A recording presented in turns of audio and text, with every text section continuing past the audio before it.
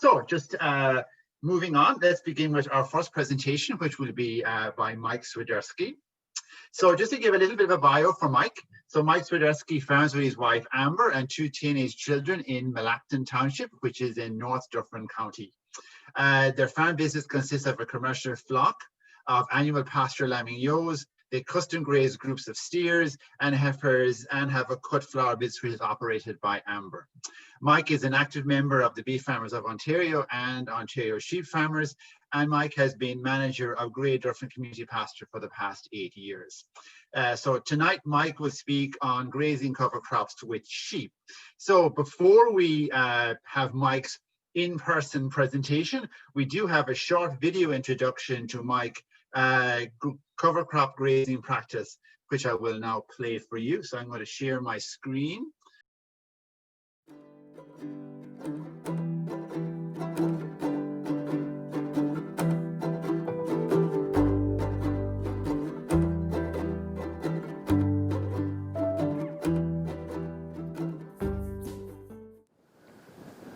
Hello, I'm Mike Swidersky. I'm a beef and sheep farmer from Melancton Township in Dufferin County.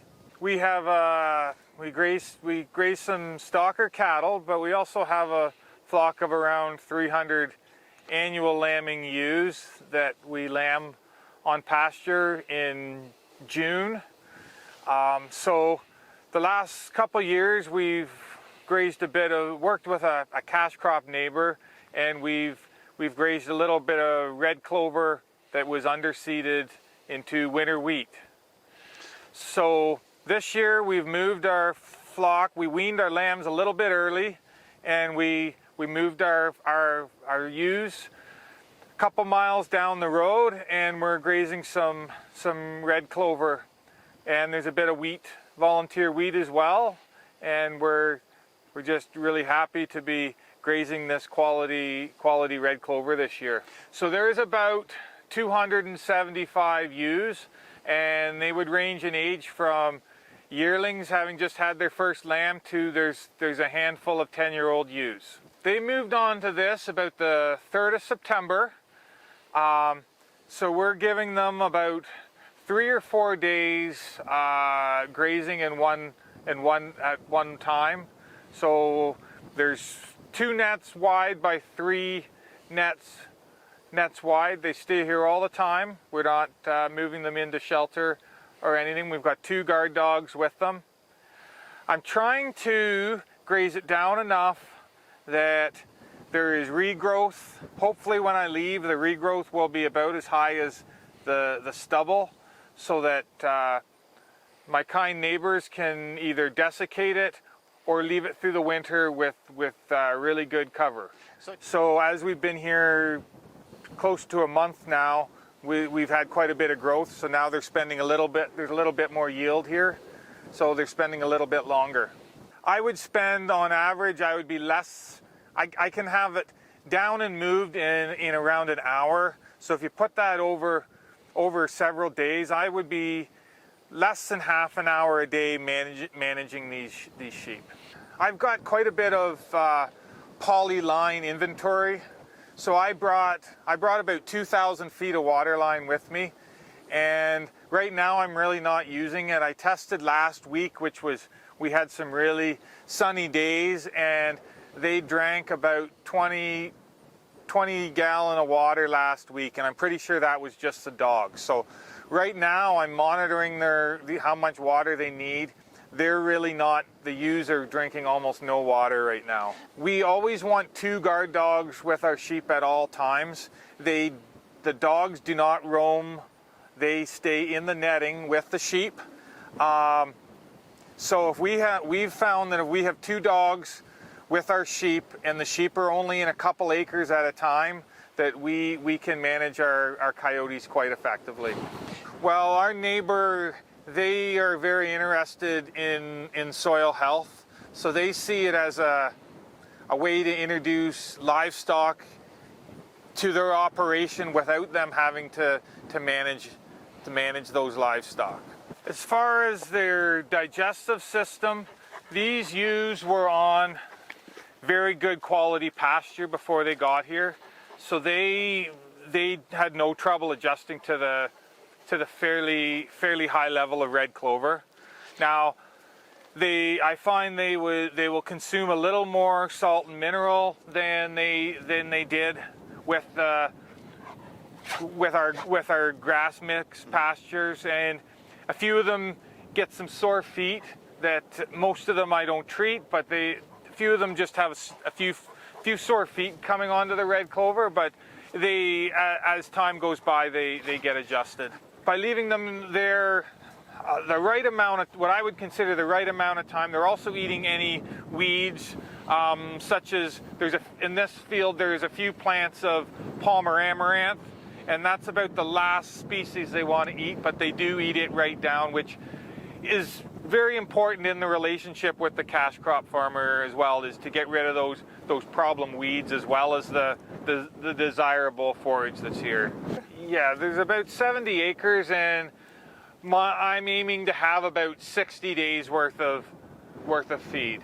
So at our home farm, we've got cattle and sheep grazing, and towards partway through August, I did my grazing math and figured out my animal units, and with the cattle of gaining weight and the sheep having big lambs on them, I decided I needed to get something out of there, and we decided to wean our lambs and move our ewes here in order to maintain the forage we had at home at a good level.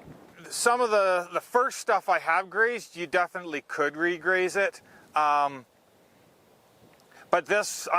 my goal is to leave it in really good condition for the crop farmer.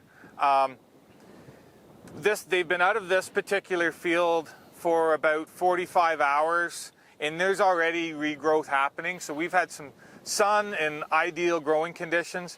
So I'm not going to take it all. I'm going to try to have some good regrowth, keep this soil covered, and just try.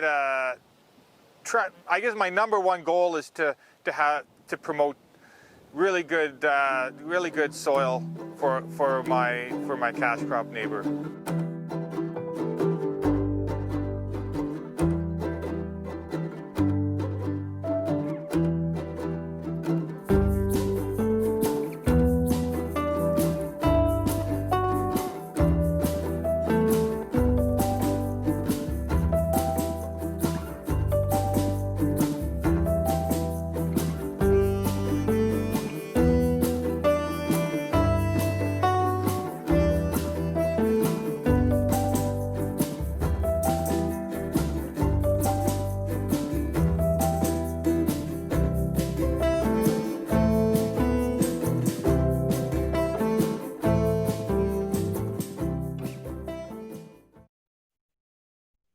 Okay, can you hear me, James? Yes, Mike, you're good to go. Okay, great. Well, thanks for having me tonight, and also thanks to OMAFRA, BFO, Ontario Sheep for hosting this event. As James mentioned, we're from Melanchthon up in the Dufferin Grey Highlands here, and we are sheep and beef farmers. So I'm just going to move right into this. That video showed quite a bit, so I'm just going to roll right along here.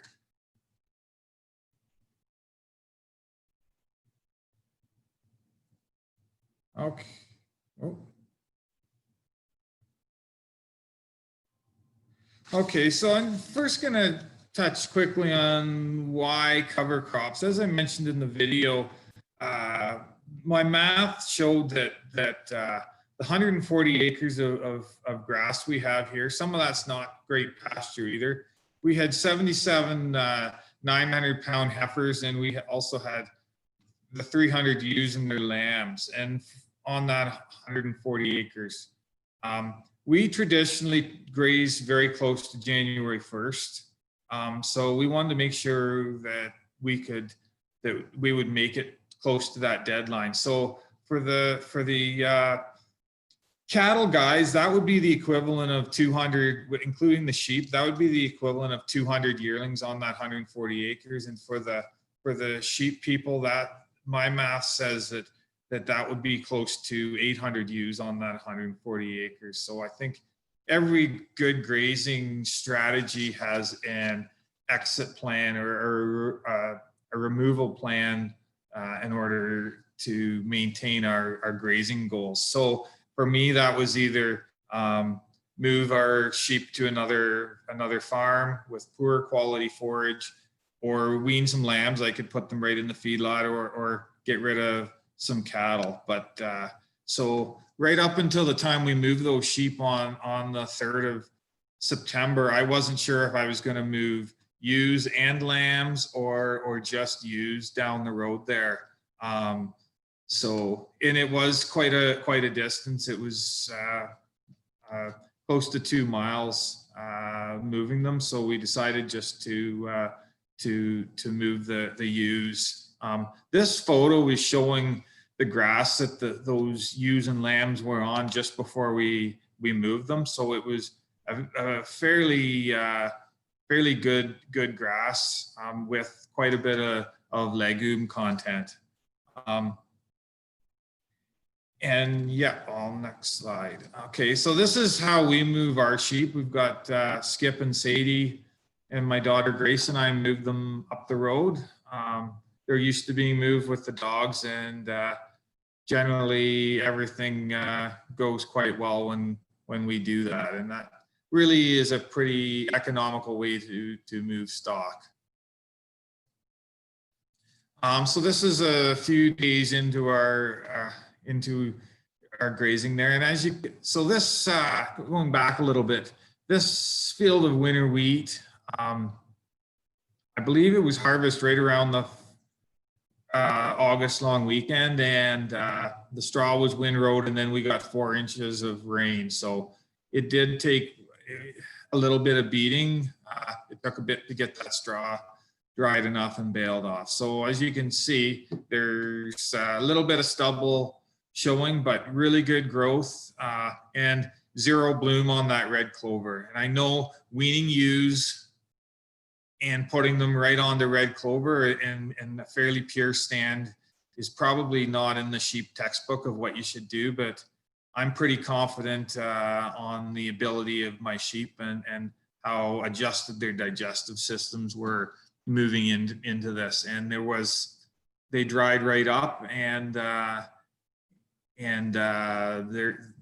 they really showed zero signs of any bloat at all. And here we're skipping ahead to October 5th. This is really good. There's still not a whole lot of bloom in that red clover.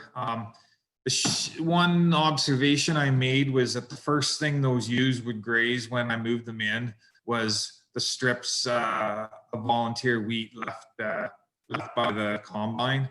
And I think that is maybe, they were looking for a little diversity in their diet. That red clover was pretty high in protein, and they gained probably a good body condition score and a half while they were there for roughly 60 days. Also, more importantly, those old ewes and those first-time lambing ewes, they put on really good body condition coming into the winter and coming ahead to breeding here around the 1st of January. And this is kind of the residual. The photo on my left, that was taken after a 2-inch rain event. So, there's a little bit of mud and a little bit of mud on the stubble and the clover, but that started growing right away. It really didn't set back the red clover crop. And the photo on the right, actually, I took today. As I had said in the video, my hopes were that the red clover would recover enough and be close to that stubble height, and it is, and it's thicker than when it came in. It's really thick, and if we do lose some snow here and get some sun, that that has the potential of actually growing a bit more. On the soil health note, if only I could take better photos. The photo on the right was that red clover nearing that end of October, and there's roots coming right out of the ground. I know they always say that the amount of roots that red clover will grow in the month of September and October is incredible, and it sure is. And there's the other photo is of today.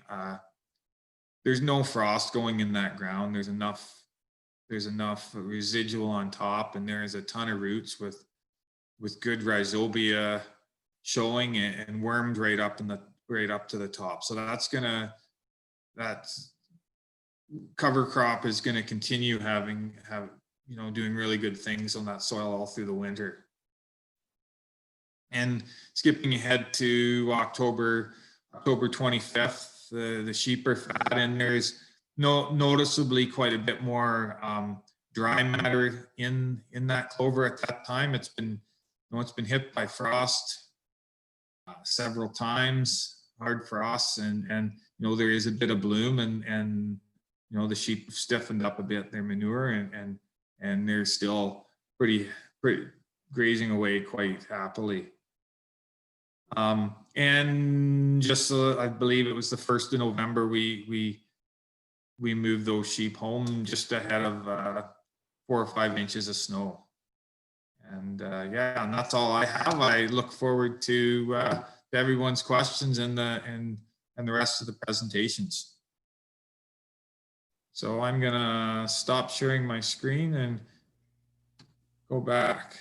Thank you, Mike. And I'm now just going to ask Christine to go through some of the questions that have come into the chat.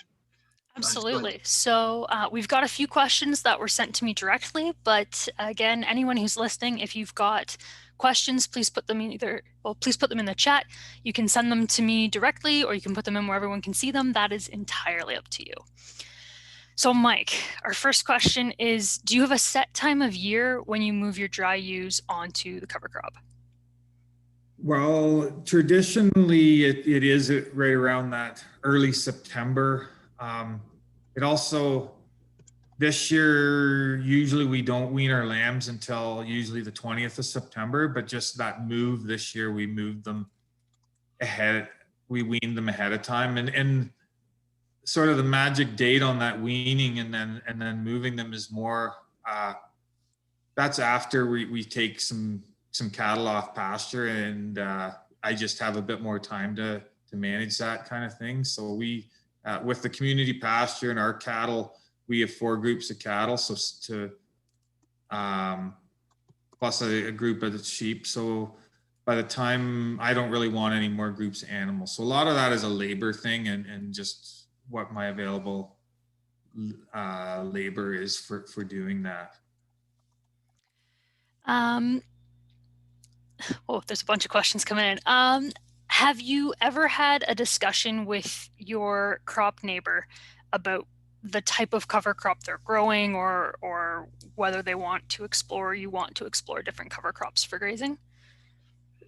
We've had that conversation, but a lot of that is what they're comfortable doing. I know the red clover works good timing wise for them, that they can get that looked after early in the year.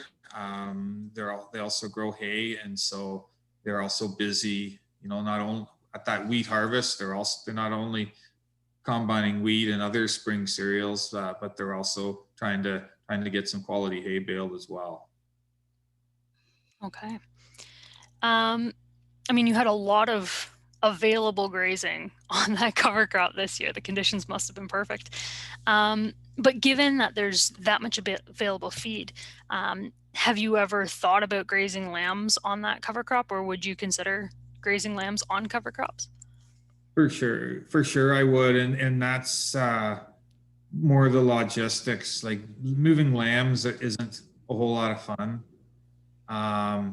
That was just a bit too far for them, and I did know that partway through I would need to wean those lambs and then bring them back home by themselves. And so I just chose to leave them at home. But yeah, and even like I think the last couple of years, we just moved them across the road, and those ewes with those big lambs, the ewes lost no body. They actually probably put on body condition with those big lambs on, and yeah, those lambs just explode on that cover crop feed. So how do you manage the sheep during wet conditions in the fall? Well, I find sheep pretty easy compared to cattle. Like, and that is probably the reason we have sheep up here in the Highlands is we're flat, we're cold, and we can make mud really, really well. And that's why I have sheep, is so that I can winter a ruminating livestock outside all winter long. And so the sheep, I find they're pretty simple to manage for mud. And it's just, I guess they talk about animal impact, and well, if you want a less animal impact, you give them more space. And I guess worst case scenario, we would move those sheep off of a cover crop back onto summer perennial pasture.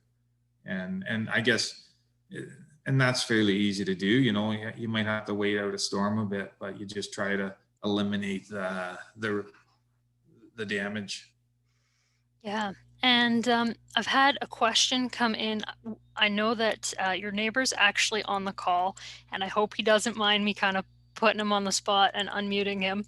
But we have a question about what the biggest benefit is that you see, John, about having Mike's sheep on your cover crop. The biggest advantage is just turning cover crop manure, I guess, from my perspective. And well, yeah, that'd be the main one. I think there's a benefit in the red clover, and I think that there's a greater benefit in having it turn into manure. And then also, especially with a year like this, having it forced to regrow, so it's just doing more below the soil surface all the time. And yeah, one thing that I had not thought of a lot before this year is also the advantage, hopefully, I'm sure that we'll see from a weed control perspective, and just not letting those weeds grow and go to seed. Like, we usually are pretty late to spray out the clover because we'd like it to grow as much as possible. So that's, I guess, a good and a bad thing. But yeah, like with that bit of Palmer amaranth that's in there, it's becoming a concern. The fact that it didn't have an opportunity to go to seed and I didn't have to really do anything about that is very beneficial. Thank you. And thanks for being a good sport and letting us put you on the spot like this. Yeah, no problem. Yeah. There was another question coming in. Do you, Mike, provide your sheep with hay while they're grazing cover crops? No. The only time really we feed any hay to our grazing livestock is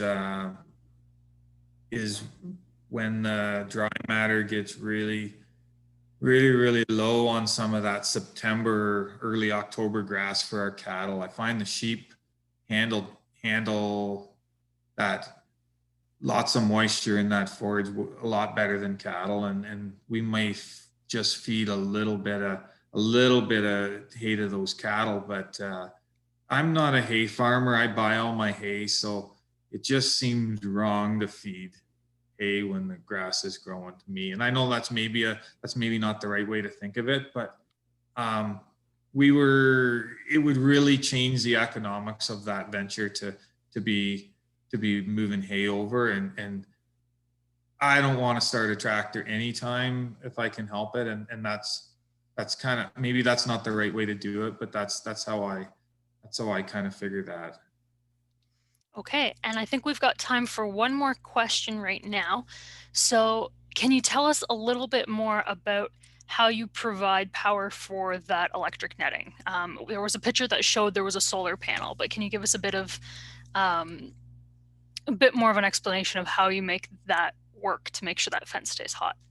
Sure, and that was kind of a cobbled thing. In the past, we've just been able to bring electric fence power underneath the road to on these cover crop projects. So I borrowed a solar powered fencer from my brother that he no longer was using. And I had used that solar panel system as a water pump in the past, and I had it hasn't been used for probably 3 years. So I just kind of pull it off the back, out of the back, and hooked it up, and it's got way more solar power than needed, but it really worked well. The batteries in it are 17 years old, and they're awesome deep cycle batteries. I don't even want to touch them, because so that really cost me nothing to get that down there. And that's sort of the way some of these things work out, that you use what you have, and so I really didn't have to do anything. And we've got close to 8 kilojoules going through that netting, and so and those sheep are trained on netting as well, so that's kind of how we did that. And the red clover was wet and it was snapping, but there was lots of power going through that. Okay, thank you. If those of you watching have more questions for Mike, feel free to stick them in the chat, but we're going to keep moving on to our next presenter, just in the interest of time, but we will have a chance to ask Mike some more questions at the end. So thank you, Mike, very much for that presentation, and thank you for participating in the video that we recorded earlier on, and thank you to everybody who asked questions during this session. So we're now going to move on to our next presenter, who is going to be Jake Munroe. So Jake is the OMAFRA Soil Fertility Specialist for the Field Crop Unit. And Jake holds a Bachelor of Science in Biology from Acadia University in Nova Scotia, and a Master's degree in Physics and Geography from the University of Toronto. So Jake is also a Certified Crop Advisor. So tonight, Jake will speak on grazing cover crops from the perspective of cash croppers. So again, if you have any questions for Jake, please type into the chat box, and these will be read out during the Q&A session. So I'd like to call on Jake. Okay, thanks very much, James, for that introduction. And I'm going to share my screen here, so just one moment.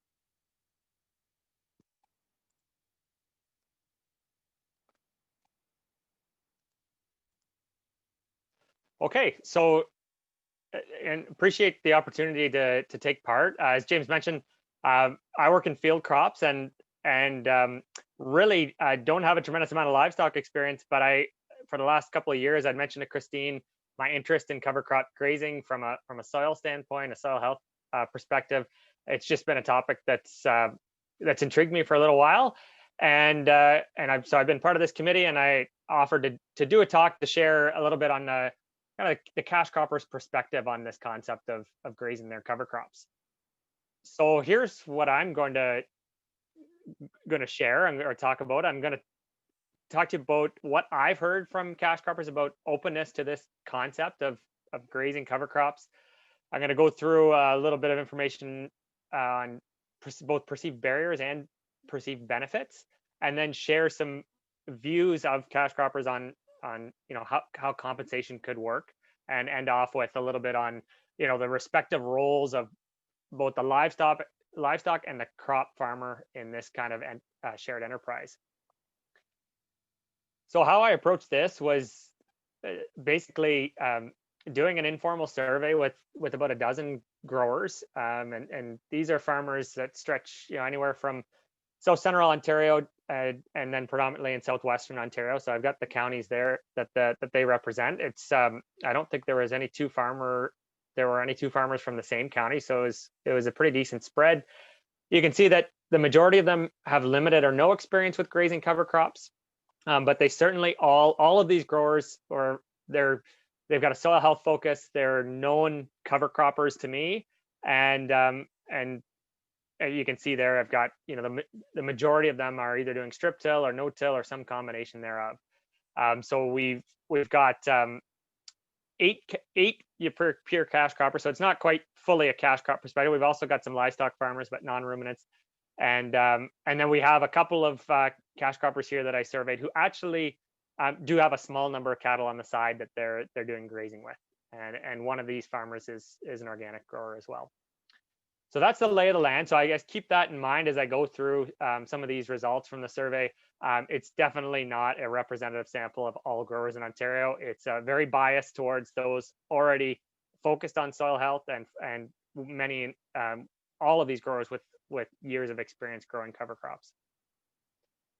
So with that said, here's the basically what I saw or heard back in terms of openness to the concept of having cover crops grazed. And this is the question I asked them: would you be open to having your cover crops grazed? And I received, majority of responses were fairly positive. So 6 out of the 12 were a yes. I had some maybes in there, and I only had one hard no. And that no, just the asterisk beside that is that's a cash cropper who has an arrangement with several arrangements with neighbors and has a good supply of manure. So manure is not a limitation on any of his farms. And he's also a strip tiller on heavier soils and has some concerns around that and how that might work with the strips. Other than that, everybody that I talked to was open to the concept. Here's some quotes that I got from the growers that I spoke to. One person said, I'm open to it. It's got to be a good operator and someone I could trust. Another said, if I knew the operator really well, then I might do this. This is actually a quote from someone who's had a little bit of experience, but he said the tough thing is to get going, but it's a perfect match. And just emphasize that kind of having a common interest is really important to this kind of partnership. And then finally, comment that not every cash cropper will be on board, and I think that's probably already well known, but there's certainly going to be those out there who will have no interest in this. But from what I heard and the group that I spoke to, there's definitely an openness.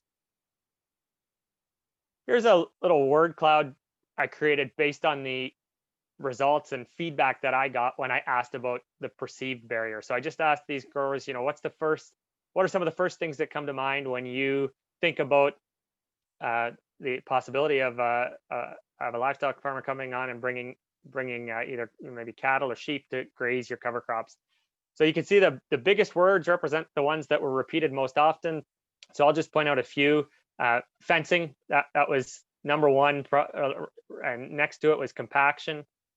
Trust, again, I already bolded that word, but that was one word that came up kind of time and again. Wet conditions, what happens in wet conditions, responsibilities, who's doing what, some of those unknowns. Certainly had a number of growers on a bit heavier soil, and that was a concern. You can see unknowns. So there's, some of these barriers are just about the unknown and never having done it before. So here they are in kind of a list format. This is more or less from most important to least important, or most frequent to least frequent. So lack of fencing, lack of perimeter fencing or permanent fencing was definitely one of the first and biggest barriers that I heard from cash crop farmers. Compaction risk, again, already mentioned that, especially for those who are on heavier soils. Another interesting one that came up fairly frequently was grazing intensity. So just the growers, several of them citing some concerns around, how intensively is the cover crop going to be grazed? Is there going to be anything left to protect my soil over winter? And Mike already spoke to that in the video, and I think that would be something that, again, just comes down to the relationship and some dialogue. Infrastructure for housing the livestock if conditions turn poor, that was raised by a number of individuals. Certainly this last one here also was brought up a couple of times: liability if the livestock escape, and just some unknowns around who would really be responsible if it's my land, but you as a livestock farmer are bringing cattle or sheep onto that. That's maybe a simple fix, but it was certainly something that came up and was an unknown. And then just more of a minor one, but water access, and just wondering, who's exactly responsible for that. Some of the cash croppers wondering, is that my job, or would the grazing farmer do that? So those are the barriers. Those are maybe some of the, I would say, again, perceived barriers, maybe not actual barriers. Just to leave you with the last few quotes on it. Again, I already talked about the heavier soils, so there's that one. And again, hassle. I like this quote: the bar is fairly low if no hassles. And again, it's about setting the cash cropper's mind at ease. because again, it's an unknown thing for many of these growers. Perceived benefits, here's how they kind of bore out from most frequently mentioned to least frequent. Definitely, and we already heard from John talking about manure being the big one. The majority of these farmers that I spoke with, though soil health is a big focus for all of them, many don't have access to manure, and actually their fields in many cases haven't seen manure for maybe a decade or more. So that was the number one. General soil health. Residue management came in at number 3. Just particularly for those who are no-till and maybe going to a corn crop the following year, helping to break down some of that residue, reduce that mat. That was the flip side as well for clays that maybe are slower to warm in the spring. Having less residue can be a benefit there. And then we had a few other general, stimulation of root growth and improved nutrient cycling, and some of those other aspects were also mentioned. Livestock was definitely mentioned a couple of times as one of those missing elements to soil health improvement, especially from a couple of growers who really implemented a lot of our soil health BMPs, such as crop rotation, cover crops, reduced tillage. There's an acknowledgement that maybe livestock is that missing piece. I already mentioned the part about manure and the residue management. I'll just note that with this specific group of growers, again, a unique group, but additional income wasn't mentioned as a top benefit. It was brought up, certainly, but a dollar per acre amount wasn't something that came up right away, and it's food for thought there, and I'll touch on that more in a moment. Okay, so moving on to compensation. So, in this case, I was just asking a general question of these growers. What in your view would be a fair level of compensation for a field of yours being grazed, cover crop being grazed? And again, another word cloud. These are some of the words that came up very frequently. Unsure or not sure. That was what I heard off the bat from almost all of these growers. So there's no I think clear idea in anyone's head at the moment. There's not necessarily an easy formula for this. Some ideas that were thrown out there were maybe having it cover the cost of the cover crop seed, maybe basing it off amount of gain, roughly speaking, having the compensation depend on the responsibilities of the cash cropper. If it's very hands off, then maybe the compensation, the payment, it can be a lot less. So those are some of the things that really came out. A few more quotes. Definitely heard this a few times, just that bartering, at least with this group, was kind of a preferred option. Finding ways to make it work without necessarily having cash change hands. Emphasizing, doing it for mutual benefit. And I already mentioned the seed example there, which is in one case an approach that's being taken. Okay, so here's what I heard again from these cash crop farmers in terms of whose role in this kind of arrangement. And again, hypothetical for the majority of them, but I would say the vast majority saw their role as providing access to the land and seeding a good cover crop. In some cases, and I've got them in italics, maybe supplying water if it's doable. It was mentioned by one cash cropper that potentially if it's a longer term arrangement, maybe there can be some investment in permanent fencing for peace of mind, maybe for the cash cropper as well. And having the normal fertilizer application or compost application or whatever would normally be done. Certainly, it was the view of those that I spoke to that the livestock farmer should be setting up and maintaining the fencing, doing all the livestock handling and management, have the liability for the livestock should they escape. And I did speak certainly with a couple of growers, close to busier roads, and those were some of the ones that expressed the most concern around that liability. And generally speaking, it was the view that it should be up to the livestock farmer to supply water and then nitrogen application if that's something that's desired for grasses.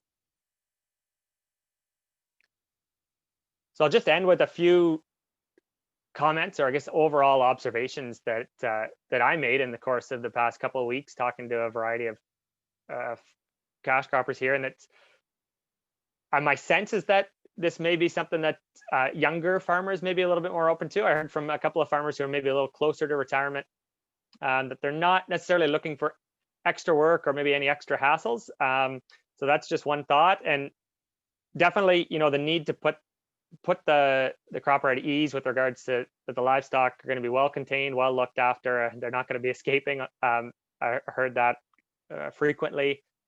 Again, I already mentioned the bartering and the residue management, and certainly, as I think for anyone who's done this, I've certainly come away with this, that no one size is going to fit all, and it's, you know, it's about finding that arrangement that's going to work, and that trust, and in particular the relationship, which Mike already spoke to a little bit, is really, I think, the big key component that came out for me. So with that, that's what I've got. I appreciate the opportunity again for sharing what I've learned, and I hope that some of this information is useful to you, either if you're crash crop farmer, or in particular if you're a sheep or beef producer looking to do some grazing with your neighbors. Thank you, Jake. And so we will ask Christina just to go through some of the questions that have come in during Jake's presentation. So if you have any questions, excuse me, if you have any questions, please feel free to type into the chat box. Yeah, so I've had some come to me via direct message. The first one is, could you sum up for us the main points that a livestock producer could bring to their cropping neighbor to really pitch the idea of grazing that cover crop? Oh, good question. I think it's a little bit of what can it do for your soil and for, you know, residue management, but it's also, I had to say, like, I think a big part of it is also that aspect of putting the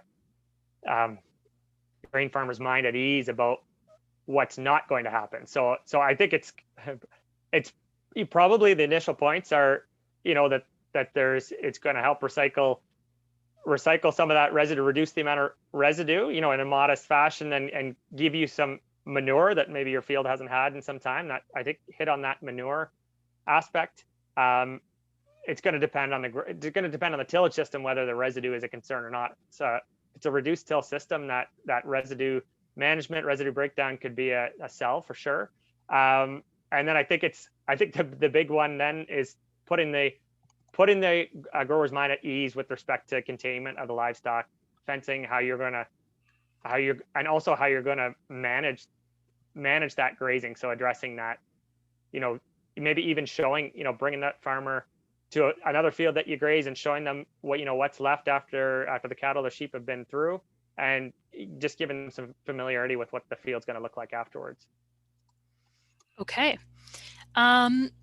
Is there much concern about nutrient removal based on livestock grazing? Or is the benefit of the biomass and roots compensating enough to keep crop farmers happy about nutrient cycling in those fields? Yeah, so I guess I'll answer first from my perspective, and then from a little bit of what I heard. Like, from my perspective, again, having done only a little bit in the past, you know, with grazing specifically, but to the best of my knowledge, I really wouldn't be overly concerned about nutrient removal. You know, the vast majority of those nutrients are going to be returned through the manure. It's not like just, you know, taking off forage crop or green feed. And it did not come up really as a concern at all with any of the growers that I spoke of. It was more the focus on manure and having manure when they haven't had it for a long time. I really didn't hear from anyone that they were worried about nutrients being removed. Okay. So the next question is, how big of an issue do you think soil compaction is, especially with cattle, because they're bigger and heavier than sheep? Yeah, so I'm just my caveat will be, this isn't an area that I've really delved into the literature on. I'll go from what I've heard from a number of growers that I spoke to, specifically the ones who've actually done this on their farm, or who've had an arrangement with a neighbor. And basically the common comment that I got across that small group of growers was, yes, it was a concern initially. And then once we did it, even on a variety of soil types, it didn't turn out to be the big issue that we thought it would be.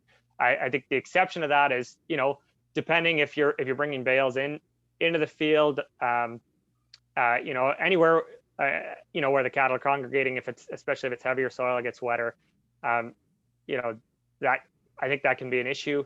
So I mean, I know there's been some research done in this area, and I won't say categorically that it's not a concern or not an issue at all. In fact, it's probably an area we maybe need a little more research in Ontario on. But if someone's on a Niagara clay or on a Haldeman clay, my concern would be maybe pretty high, but on a medium textured soil, and particularly on a light textured soil, I wouldn't consider it to be a big issue. Okay. From the informal survey that you did pulling together your presentation, you did notice that younger producers seemed a little bit more open to this kind of a partnership than maybe some older producers who weren't looking for extra challenges at that stage of their career. But did you notice if there were maybe certain areas of the province that were more open to it than others? Yeah, that's a good question, Christine. I don't think I've given it enough thought in terms of geography, and I probably don't have a large enough sample size. I guess the only comment I'll make is that speaking with a handful of producers in areas where there is not a lot of livestock, they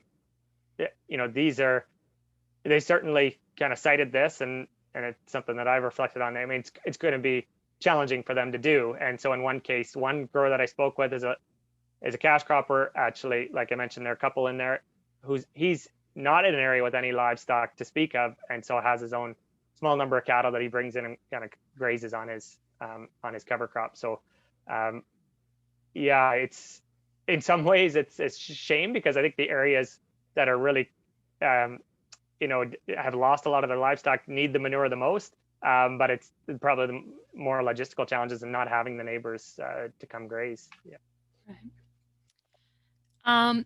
Thinking more broadly than your survey group, do you think that crop farmers would be interested in getting some training specific to having livestock producers come on and get grazed? Like, do you think there might be appetite for an event like this, but with the focus more on a crop producing audience? That I'm hesitant to say there would be a tremendous amount of interest. I think there would be an interest among a small percentage of cash crop farmers. It's just like everybody, people have lots on the go and different ventures on the farm, and it's all, I think, in terms of how much time they would want to invest themselves. Though I see that on this call we have a decent chunk of cash crop farmers, so there's obviously some interest. So I hesitate to say we'd have hundreds and hundreds of people knocking down the door, but I think there'd be an interest in learning a bit more amongst a subset of cash croppers. Yes, and to those of you who identified yourself as predominantly crop farmers on the opening survey, we're super happy to have you. Thanks for coming out as well. I know that we talk a lot to the livestock producers on these webinars, but we're thrilled you could also join us. When you were talking to these producers about their potential concerns or possible barriers to letting someone come graze, did any of them mention about livestock handling, or have any concerns about facilities and infrastructure for like putting sheep or cattle on or pulling them back off at the end of the grazing season? So I guess to your 2 points, I guess generally what I heard was that, with the exception of the small handful of growers who basically got their own cattle and are doing this on a small scale, I generally heard that most cash croppers didn't really have an interest or comfort level in handling the livestock at all. In terms of like infrastructure, if it turned too wet or needing a place for the livestock to go, that did come up a couple times, and it was just kind of it's going to vary on a case by case basis, but certainly in parts of the province maybe more than others, there there might not be that infrastructure. So it was a concern. It did come up. Mm-hmm. Okay. Sorry, just reading through here. So in your list, kind of summarizing the things that your group of producers talked about, fencing was number one, compaction was number two. Were these things specifically tied to wet weather? Because you also mentioned a couple of times, clay soils, heavy textured soils, and all of those things being interrelated. So were those concerns about fences and compaction specific to wet weather, or did they tend to be more broad? They tended to be more broad. I'll say for the fencing anyway, the fencing was just across the board. And I know we've talked about this, Christine, a bit, like it may or may not have, those fencing concerns, it may just be a matter of kind of increasing the comfort level of the cash crop, or but in terms of compaction, yeah, specifically, this fall generally has been pretty good, but of course, last fall and many falls are quite wet, and that was mentioned, specifically, by a couple of growers, saying generally speaking, it's probably fine, but what about those wet falls or those wet stretches? What's going to happen then? So, knowing that you're coming to this topic with an interest in learning more about grazing, but no significant livestock experience at all, what was the most surprising or eye-opening thing that you've learned about this topic, this concept, in your conversations either with growers or with some of us who've been doing these workshops for a few years now? Yeah, that's a good question. And I have to think about it for a brief second. I think it's just the tremendous opportunity that exists out there with, I'm personally seeing more and more cover crops each season, specifically after winter wheat, but rye and other later seeded cover crops as well. And so there's, I think, a bigger opportunity than there ever has been in terms of those annual forages and the short windows of time. But there's also been, there's now a lot of cash croppers out there who maybe haven't had livestock as part of their operation for a long time, or maybe never. And so I think I guess what I've come out of it with is it's a huge untapped opportunity, and it all comes down to relationships and human interaction and just building that trust. And maybe there's a role as well for helping to facilitate that, as in addition to connect people. That was brought up by one cash cropper saying, is there a place that I actually would like my cover crop grazed? I had it done once before, but the neighbor moved away. Is there anywhere that I can, post and have someone nearby come and graze? But I think it really, to me, the biggest takeaway was it's a great opportunity, but it all comes down to the human relationships and building that trust. Okay, and we've got time for one more question. Did any of the producers you talked to ever mention the type of cover crop grown being a concern or something they'd want to have more conversation about? Yeah, so that didn't really, I don't think we got down to that level of detail. I think that a lot of crop farmers are really trying to grow cover crops economically and not spend too much on seed. That being said, that's where there might be an opportunity if there's certain species or higher seeding rates required for having good success with grazing, where maybe they can get a benefit by having a bit more diversity in their cover crop, and then the livestock farmer could maybe help cover that little bit of extra cost, or it might be a way for both growers to gain in that way. Okay, thank you. We are at 8:01 right now, so I'm going to cut off our questions there and hand it back over to James. Thank you, Christine, and big thank you to Jake for that excellent presentation. And I would like to thank everybody who asked questions in the chat. So this effectively brings us to the end of the formal session of tonight's webinar.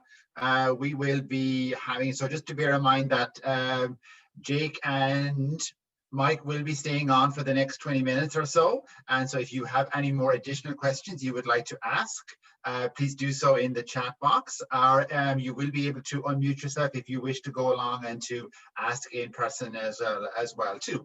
So just before before we sign off on the actual meeting itself, I do want to do a quick promotion for next week's. So I'm just going to share my slide here very quickly. And we do have I'm just going to start my slideshow here. If I can get it to work here, slideshow, and we're going to start slideshow. So basically, next week we are going to have Mike Buis, and Mike's going to be here to talk about the cost and financial benefits of grazing cover crops. We also have John Mollenhouse is going to be on board as well too, and John is John is going to be here to talk about getting giving an overall look at the costs and benefits of growing cover crops. So that's coming next week. It's going to be at the same time, so at 7 p.m. next week on Tuesday night, the November the 24th. So we hope we'll be able to go along and see you all there again next week. So I'm just going to stop sharing my screen there. So again, I'd like to say a big thank you to Jake for his presentation tonight, and also a very big thank you to Mike Swidersky for his presentation. I hope you found both presentations were beneficial and educational, and that it has enabled you to think about the benefits of grazing cover crops, whether you be a livestock producer or a crop producer. So for that, I'm just going to ask Jake and Mike to turn back on their videos, and I'll just ask Mike to turn on his video and to unmute himself, and so we can have a look at some other questions that people may have. So again, thank you to everybody who was at the meeting, to the webinar this evening, and we will go back and take a look at some other questions that maybe we didn't get to in the earlier Q&A. So Christine, do you want to take a look there at some questions there that from Mike that we did not get to? Yeah. Is Mike, there's Mike. Yes, Mike, yeah. Hey, Mike. So we had a question come in, they didn't catch it during the talk, but when are you planning to breed those ewes again? And are you concerned about feeding red clover and breeding ewes? We don't intend to breed those ewes till January 1st. However, I did a test trial, and when we brought them home, I put one ram in for 24 hours. And we'll do that every so often, just so we can have a few earlier born lambs if we have some marketing opportunities. So normally we'll get 20 ewes bred in 24 hours. So we'll see if we'll get some or we'll get none. So I'll be able to tell you in a few months whether that worked out or not. But yeah, we'll see. We'll keep learning on this trip. Okay. This one is directed at Jake. Are you aware of any resources or pamphlets or other material that's already developed that livestock producers could use to share with their crop neighbors about the benefits of grazing cover crops? Yeah, that I'm not sure of. It's a great question, and maybe it's something that Christine, you and I and James will have to put our heads together on, but not locally that I'm aware of. I think you're right. I don't think we have anything yet, but it's something that we as OMAFRA staff can work on. Thank you for the request. We'll add that to our to-do list. This one's for Mike. Was the goal to ultimately graze the clover to the ground? At what height were you moving the sheep off the clover? So earlier on, knowing that I wanted, there wasn't as much clover to graze, we grazed a little bit lower. But knowing that there was more time for that clover to have good recovery going into the winter. So we grazed a little bit lower at the start, but I wanted to have a couple, like a bunch of good green leaves on the bottom so that as soon as those sheep went out, that sun could hit that clover and start to regrow. So we weren't stingy on what we were leaving behind. And that's sort of the way we graze our perennial pastures too. We leave a lot behind because I know the growth I can get if we do leave some green plant material. Okay. Another one for you, Mike. Do you find that 2 dogs are sufficient to deter coyotes, and what kind of losses are you seeing? We haven't seen, actually, we've had no losses for probably 4 or 5 years when we needed to get some extra dogs. Now in our area, we've got neighbors who hunt with scent hounds, and they will remove about 30 coyotes per country block a year. So we do get a good removal rate. So the coyotes in our area are used to being chased by dogs. We're also totally flat, so that those dogs can see the coyotes, and generally we don't graze much more than 2 acres or 3 acres at a time with those sheep. So You're not stretching your dog power too not thin. stretching them, and through, you know, when we have weaned lambs, we have 2 dogs per group. When we've got everything together, we have 4 dogs. So that seems to work well for us. Maybe too well, because they're, you know, the less dogs it takes to control your coyotes is the better. So that seems to be working for us. Okay. Do you use any temporary fencing as perimeter fencing with cattle on short-term grazing? Not if we don't have to. Right now we're set up with pretty good perimeter fences, but I know, like, you don't have to drive too far away. Like, you know, neighbor Bill, I don't know if he's on here. He's got, I wouldn't even call it good temporary fencing around a whole, I don't know, there must be 100 acres right now, with cows. So it's definitely doable if they're trained well. Training is everything. Yeah. So sorry, Christine, I just wanted to ask a question there of Mike. So kind of just going back to the question there that was about when you take the sheep out of the clover. So maybe this year is not the kind of typical year because you kind of weaned your ewes, the sheep a little bit earlier. So do you have a kind of a target time when you put sheep onto the clover? So do you look at the clover and go, there's so much of it is in flower, or it's so high, or what kind of a target do you use to say this cover crop is now perfect for grazing? Well, and that's kind of a moving target, because here, like, now that we're into past the 15th of November, it's not snow is our issue, it's wind. And like our ewes now, they're on some stockpiled grass at home, but they should have windbreaks right up to them right now. It's not the snow. So for us, I want to hit that target of, say, 1st of September to 10th of November, even 1st of November, and get a lot of it done at that time, because we're going to get snow and we're going to get wind that requires windbreaks. And so I'm probably going to be moving on to that cover crop a little earlier than it should be, just because that target's moving, and you know, you get really good sun in September, good growth in September, October, and I'm not going to be able to keep up to that cover crop. So it's kind of a, you know, you move in a little soon, and you're probably, by the time you're done, you know, it's time to move on. So it's a moving target, and I don't think it's ever going to be perfect. But, so you're real driving in terms of making your decisions about when I move on to a cover crop is really a timing thing, right? Rather, it's a time of the year thing rather than the cover crop is at a particular stage of growth. That's correct. And it's not going to be, it's kind of like turning your livestock out early in the spring. Yeah, you're not going to probably have enough growth on it, but you know, it's going to recover, and you want to get as many grazing days a year.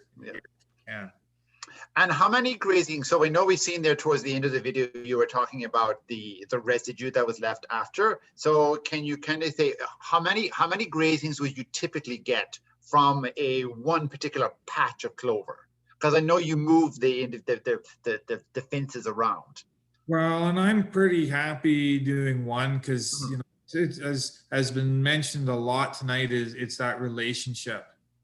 So, you know, I want to make sure that things are really good when I leave. And but that first stuff I grazed, it had 60 days rest, and yeah, if it was your own place or you know, it definitely could have been grazed again. So I've got a couple other questions coming in for Mike. This one's loaded because John's still on the call, but was your cropping neighbor that you're working with, were they open to the idea right from the get-go to have the grazing, or did it take a while to get to a point where everyone was comfortable with this idea? John gets to hear your answer. No, and I think it's as we talked yesterday, you know, a lot of this is if you're a crappy grazer and things look awful at home, you're not going to get a neighbor to work with you.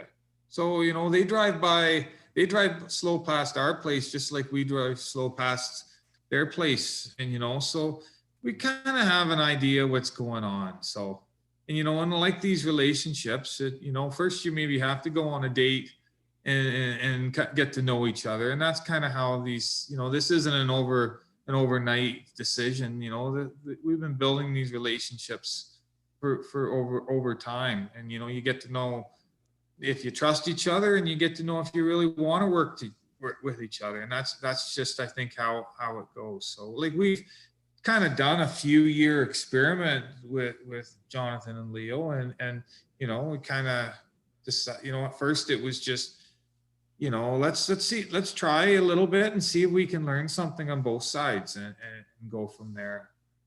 Okay. Jonathan and John, might have a different and John, if you want That's to okay. put in a rebuttal or tell Mike that he's full of it, just stick it in the chat and I'll see it. I'll let him know. Another question that's come in: have you had any issues with bloat from red clover?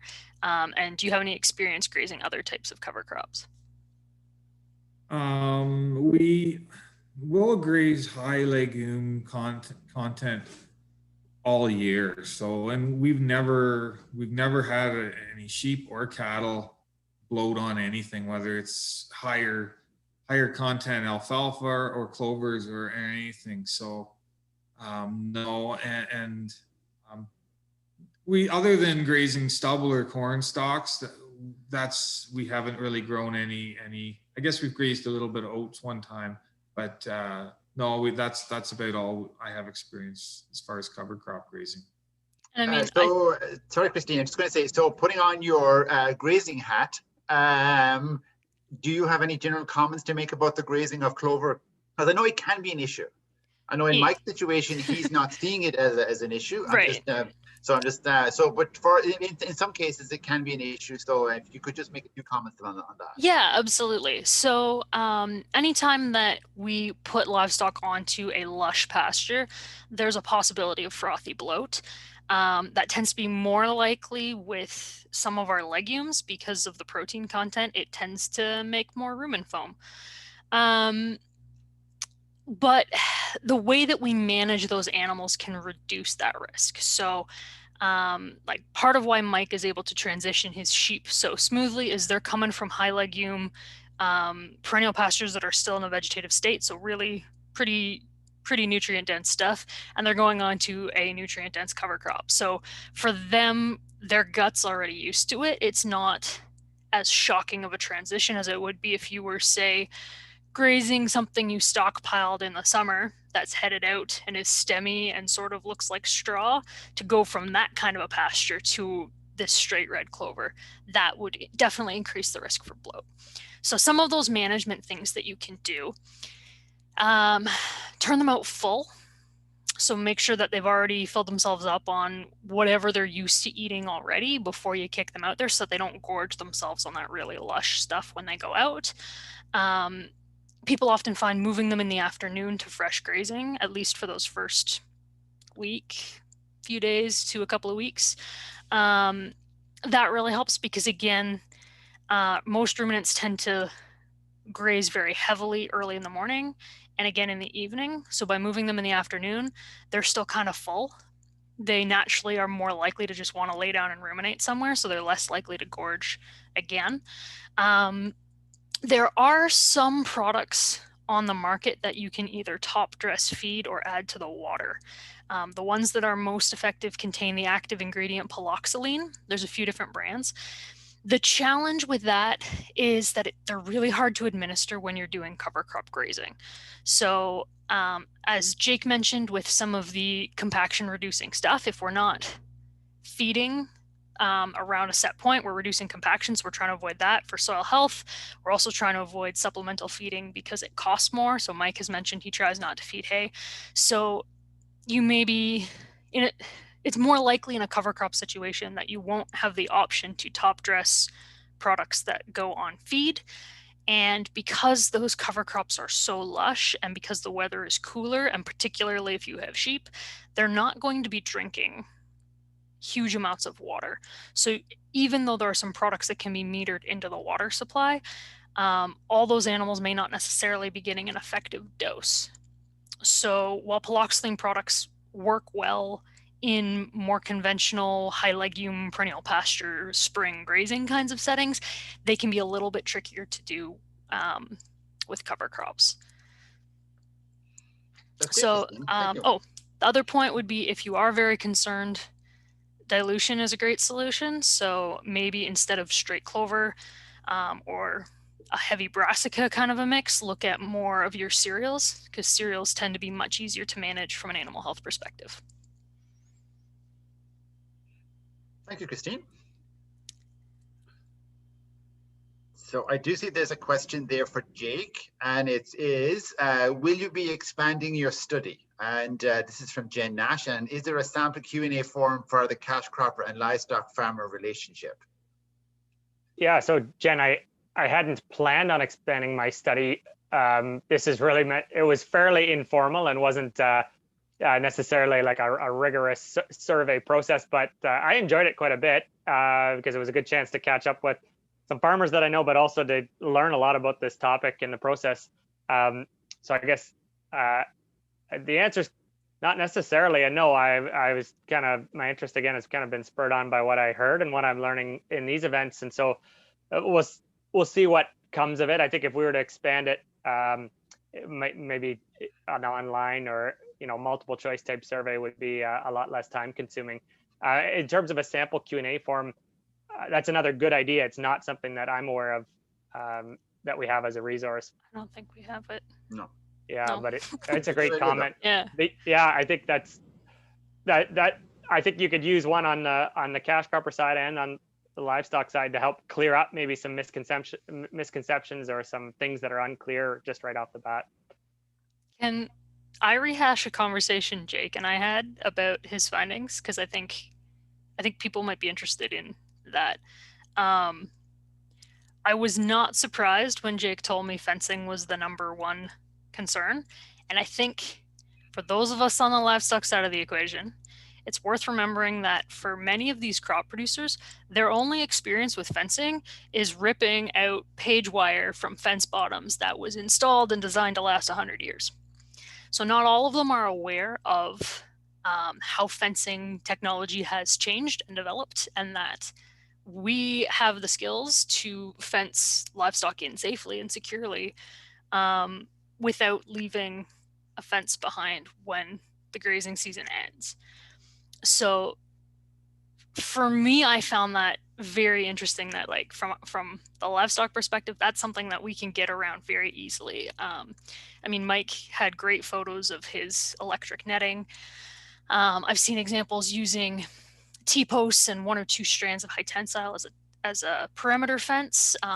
One great idea that's come up multiple times over the last few years when we've been talking about this is if you've got more of a long-term arrangement, see if you can even put permanent brace posts in at the field corners, so just 4 spots, just to provide a bit of extra support to that fence during the grazing. But when it comes out, all of the line fence is temporary, so it's just those points in the corner. So there's lots of great flexible options out there that I think we take for granted on the livestock side that crop producers aren't necessarily aware of because it's not a part of their day-to-day business. Yeah, and just to add to that, Christine, like I will say, the conversation that I was having with most growers was not very in-depth or nuanced, because I think there was a lack of understanding on both sides, my side and I think their side, in terms of what can be done for fencing. So I think, yeah, that's probably really a starting point for this kind of partnership or relationship. So there's your first hack, everybody. If you want to reassure your neighbors, talk about fences. You know stuff about fences. You can find out what they're worried about fences. Starting points. So Jake, it's just a question for you, and it is related to, do you know, are you aware of any research that's been done on looking at the benefits of cover crop grazing to soil fertility? Yeah, so there has been some work, and I just certainly haven't done, a comprehensive literature search, but I know of a USDA researcher by the name of Alan Franzlubers has done work, and he's based out of North Carolina, so kind of in the southeastern US. They've done a couple of studies looking at a little bit more soil biology, soil nutrient cycling, as well as actually compaction risk, and that was kind of a medium-term study. So that's one that comes to mind. I know there's been other work done in the States that kind of helped to build to that study. That was just about a decade ago. So yeah, in the US, I'm aware of research. I'm not aware, though. I can't say that again. I've looked very closely, but I'm not aware of anything done recently in Ontario or in Eastern Canada. So just going back to your survey, and so one of the concerns that I know from research that was done in the United States for cash croppers who looked at the whole idea of grazing cover crops was, what was the impact? There was the impact of grazing the cover crop on subsequent crop yield. So was that something that the people that you spoke to, did they mention that, or is that something that's a concern? That did come up just a couple of times. It was more of an unknown, and yeah, a potential concern. I know that, yeah, I guess I'll just share a little example. One of the cash crop farmers, actually, I'll say the one farmer that was a no in terms of openness, very cognizant of compaction. Again, somewhat heavier soils, doing a lot for soil health. But in this case, this particular grower, he'll do his strips, in September, and that's the last time he's on that field, and just not wanting to put any extra equipment or cause any damage to that soil. So that's that's an example of a grower who compaction is top of mind along with other soil health aspects, and would need would probably need some real reassurance, or maybe that's just someone who's not open to it, and you kind of move on to the next person. So a couple years back, I did look into the literature to see what was already known about how grazing a cover crop might impact the yield of the following crop. I didn't find a whole lot that was relevant to Ontario climate or Ontario crop rotations. A lot of cotton-based kind of crop rotations, but I did find one or two studies that were looking specifically at corn, soybeans in rotation and having cover crops preceding those main cash crops. And from what the data showed, it looked like, first of all, there was no negative impact on yield. So that's good news for people that are exploring this concept, because if there's a yield hit, that takes away enthusiasm really quickly. But yeah, it seemed like whether there was a yield benefit because of grazing really came down to how having fresh manure decomposing on that field as opposed to plant material decomposing on that field, the timing that those nutrients were released and how that aligned with the timing that the cash crop needed those nutrients. So it's been a long time since I looked at that study. I don't remember if it was corn or soybeans that had a bigger benefit to having grazing before the crop, but neither of them had a negative impact. So that's part of why we're still talking about this. Thank you, Christine. So I just have a question from Mike, and it relates to the grazing of crop residue. So is that something that you do, Mike? I believe that in the past we kind of talked about that in terms of you grazing some crop residue with sheep. Yeah, we have done that.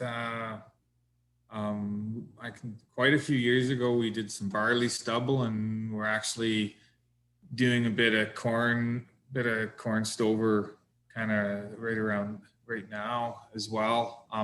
Normally we actually go, and when we wean our ewes, quite often we'll run them on, we've got a farm with some willows and some other undesirable species growing on it, and we kind of graze the corners of that farm with our sheep. So they really, in ditches, we do that. That's normally how when we wean our lambs, we throw them out to landscape graze for a while. So this year we kind of changed things up a bit, but yeah, we're definitely open to pretty much grazing anything. Okay, so we're on 8:28 now. I think we'll take one more question, and I see a question here from Brian to Jake, which is what can be said about the benefits of soil conservation due to having a cover crop on a cash crop like soybean or wheat?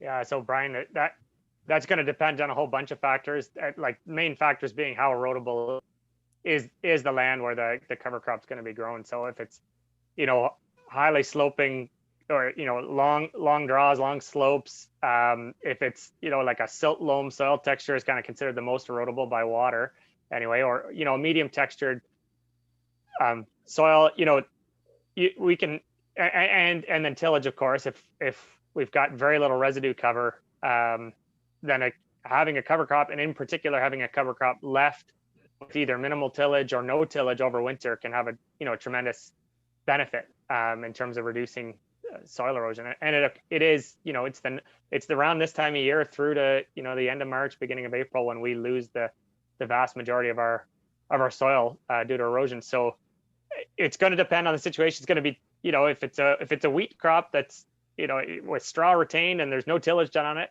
having a cover crop in there is going to be beneficial for soil health, but it may not necessarily reduce soil erosion if that erosion is going to be minimal to start with. But on the whole, I think we've got a lot of evidence to say that having a cover crop, in particular cover crop that's going to leave a decent amount of cover, 30% residue cover up until planting the next spring is what we're going for. That's going to substantially reduce erosion.